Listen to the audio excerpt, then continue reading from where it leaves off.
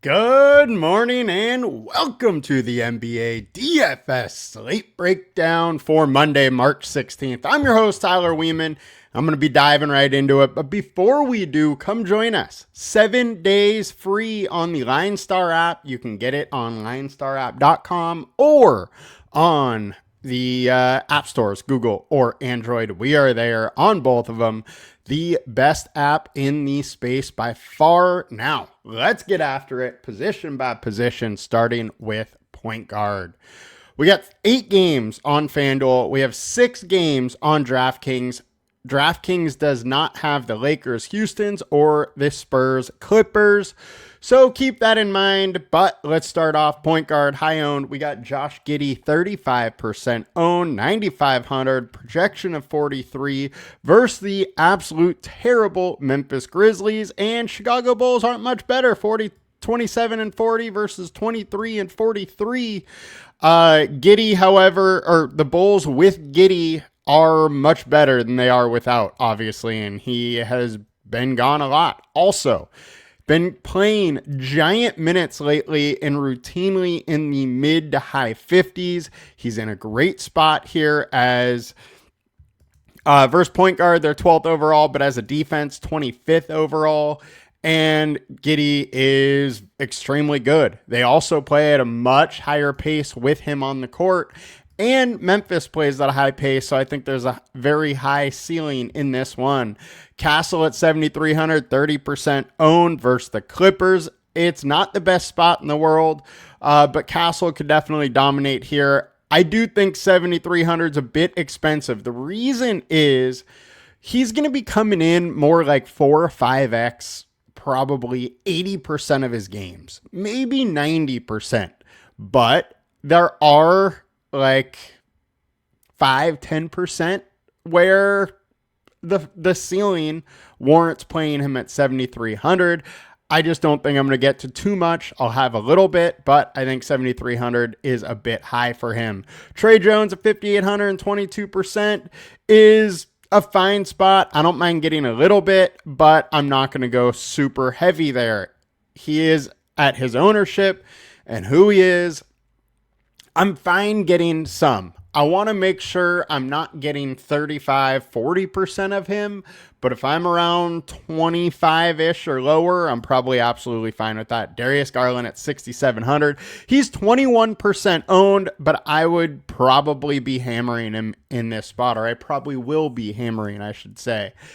He's up to 30 minutes a game, and it's no Kawhi Leonard. His usage is going to be huge. We have him projected at 31, and he's in a good spot versus the Spurs where they're going to need him to do it all. He's at 1.34 fantasy points per minute with the Clippers, 1.12 over his last 20 starts.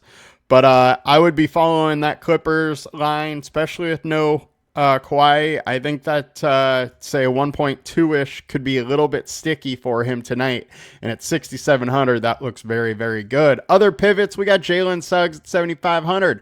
He is finally playing up to 34 minutes. He's 1.18 fantasy points per minute. It's in a high-pace matchup versus the Hawks, 103.5 opponent pace. Orlando, 101.7. They've been playing faster this season than years before. All in all, I think it's a fine spot for Suggs. The ceiling does warrant playing him. I don't mind getting there. De'Aaron Fox at 7,200. If you want to get away from Stephon Castle, he is a clear pivot from him at 7,200. So similar price, but he's just more consistently in the 40s than Castle is. So give me that. Give me it at his ownership over Castle at his ownership. Very similar price, so don't mind that pivot. And then DeJounte Murray, 7,600. This is another very clear pivot. Now, he's questionable because he has an illness, but the ceiling is giant. He's playing 31 minutes a game, and it's a tremendous spot. 25th overall versus point guard. 28th overall over the last 20 as a defense. Decently paced game, 102.7 versus 103.4. All in all, Murray is balling at 1.36 fantasy points per minute over his last 20 and 1.41 over his last 5. Let's get on over to point guard. High owned on DraftKings, Giddey, Suggs, Murphy. We haven't covered Murphy. I don't mind getting there. It is a good spot. The ceiling warrants it. And I mean, not too much I can say it about him. He doesn't have the ceiling consistently as DeJounte Murray, and they're both similar price, so I'll probably get to more Murray than I would Murphy, but I don't mind a little Murphy as well. Cooper Flag, 8,700. I'm fine getting a little bit. Shooting guard, Giddey, Castle, Peyton at 4,500. So Warriors been a little shorthanded lately. They are getting some guys back, so I expect that like 28 minutes not to happen today for Peyton. However, 20 to 24-ish could. He has been able to hit at that price before. I probably don't feel like I really need to chase it, but I don't mind a little bit. I mean, 1.15 fantasy points per minute. It's good enough at his price if he's going to play 22, 23 minutes, 1.22 over the last 5. So if I get some, fine, but I'm not trying to get over the field when he's 23% owned. And covered the pivots already. Let's go on over to shooting guard on DraftKings, 6,900. Jalen Green versus the Celtics. Not a good spot, but Green has been absolutely filling it up lately. 34 real points, 36 really real points in back-to-back games, 250-plus outings. The issue with Jalen Green is his big outings are with scoring. He doesn't add a ton in the stats categories outside of shooting the ball and having the ball go in the bucket. And in a very tough matchup versus the Boston Celtics, I find it very hard for him to repeat that. Now, he's good enough, so can he do it? Yes. Is it likely? Absolutely not. And if he's high owned, I'm fine getting different. Coward at 5,100. My issue with the Grizzlies is I do believe they're going to have 10, 11 guys today. And if they do, they've been spreading the minutes out. He only played 25 minutes last game. He played 24 the time before that. While he does have a ceiling and, can score points in bunches, I just don't feel like this is one I got to get him at 5,100 when he's only going to probably play 24, maybe 25 minutes. I'm fine getting elsewhere. Now, small forward on FanDuel, Josh Minot. He's up to playing 22, 24-ish minutes in the last 2. We got him at 22. He's 0.91 fantasy point producer over the last 20 games, but at 109 over the last 5. And that's largely just because of this huge 24-point outing in 24 minutes, which is not likely to happen again. But Nets are a little bit beat up. Those minutes should probably be there. I just don't really expect him to be able to hit 30 plus in 22 minutes. And that's the reason I'm probably out. I don't mind getting a little bit. I'll probably keep him under 15% owned, but I'm not going to go too hard on him. Herb Jones at 4,700, 25.58 point projection, 5.4x value in a great spot versus the Mavericks. He's been playing big minutes the last 2 times. The issue with him, his minutes can be absolutely all over the place, and it's largely due to foul trouble. So if he's able to stay out of foul trouble, then it looks pretty interesting, and it's a great spot. 28th overall for their defense and starting center. We're not sure if he is going to start center again. He has a couple times. He's a very small center, but hey, Daniel Gafford is out on the other side, and they could go PJ Washington at center with Dallas, which just makes it a little more interesting for Herb Jones if he is starting center. I don't mind a little bit. Sean Pogny, 4,400, 22% owned. He's a guy I'm always fine getting in my lineups because he has a ceiling. When he gets it going, they give him more minutes and he can produce, but it is a bit hit or miss with him. So he's a guy that can win you a GPP and lose you one, even though he's a value deal. Now, other pivot action, Jason Tatum, 8K, 15% owned. Tatum played 32 minutes. It was on the 14th, so it was a couple days ago. It's a decent spot. He's only 8K, and A big Tatum outing is coming. He's also probably going to get up to 34 minutes relatively soon, as long as this one stays close. I'd probably expect him at 32-ish today. But there is the path for more, possibly. We have him at 30. I think that's fair because it's a little bit of a middle ground. He's only had one game at 32, so we don't necessarily know if they want to keep him there or if they're going to push him down. But he did play 3 games at 27. So I would expect personally that he's probably 3 games at 32 before they give him more minutes. But hey, we're going to wait and see about this one. All in all, I'm fine on getting plenty of Tatum tonight. Small forward on DraftKings, we got Green, Peyton, and Herb Jones. We covered them, so power forward it is. Herb, Zion, and Wemby. 7,700 for Zion. He hasn't been playing all that great lately, but the ceiling warrants playing him.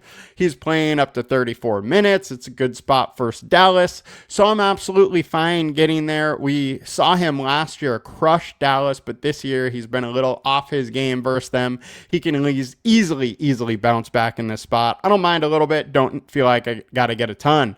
Then we got Wemby versus the Clippers. We're probably going to get a big, heavy dose of Brook Lopez versus Wemby here. The last time the Spurs played the Clippers, he went for 55 and only played 22 minutes. If that minute goes up, the ceiling is giant here. He's been at 2.04 fantasy points per minute over the last 5. Just an absolutely silly number. Insane high ceiling from the man. And we have him at 32.5 minutes today. Don't mind getting to some Wemby as always. And then we got to go Danny Wolf. All right, 6,400 is an insane price for Danny Wolf. But listen to me here, because there's no Day'Ron Sharpe. There's no Noah Clowney. And then there's somebody else, another big man that's out. But anyways, Michael Porter Jr. Without those guys, his rebounding numbers go through the roof. His playing time goes through the roof. So I do think he's fairly safe for, say, low 30s. And we've seen him get into the high 30s or into the 40s before. So I don't think his price is quite as insane as it seems when you see the 6,400. I'm fine getting some at low ownership. Now let's get on a power forward on DK, Wolf, Jones, and Bilal. 5K Bilal. Fine getting a little bit. He's routinely around that 6X area, and we have a ceiling with him, so I think that's a fine play. I don't mind having some chalk there. On to center, we got Wemby. Wendell Carter at 5,300 is super interesting. He has a ceiling. It's a decent spot versus the Hawks. I'm fine getting there. His ceiling is just few and far between. Now, Donovan Clingan, we got to talk about here. Now, I would say pay attention to Robert Williams here, because if Williams is out, Clingan likely goes back to 34-ish minutes, 32, something in that range. If Williams is there, Clingan may only play that like high 20s in minutes. And it's a big difference because he's 1.58 fantasy points per minute over the last 5 and 1.48 over the last 20. And he's in a great spot versus the Nets. His props line for rebounds is 13.5. It's almost a gimme that he's going to have a double-double in this one. I think it's a great spot, but I'm watching that Robert Williams news big time, because if the Time Lord is out and those minutes are up to, low 30s, the ceiling is giant, and I'm absolutely fine getting some Clingan. Pivot action. Keta, 5,600. Yes, 2% owned. Another guy at the big ceiling. Vooch is still out, so we could get, there is room for one of those runs of low 30s in minutes, and it's a decent spot versus the Suns, so I don't mind getting there. Mark Williams is still out. It looks good for Keta. Next, DraftKings on center, Wolf, Jalen Smith at 5,200. Sat out last game, should be back in this one. It would be my expectation, and he's been getting low 30s in minutes lately. High fantasy point per dollar guy. 5,200 makes some sense to go there. Marvin Bagley at 4,500. His minutes have kind of fallen off even with Goddard or Gafford dealing with some stuff. So I don't know if I really want to get too much Marvin Bagley. And that's going to do it for us today, guys. I hope you all have a good one. Please like, comment, subscribe. Helps us a ton. See you all later. Let's go. Good luck today.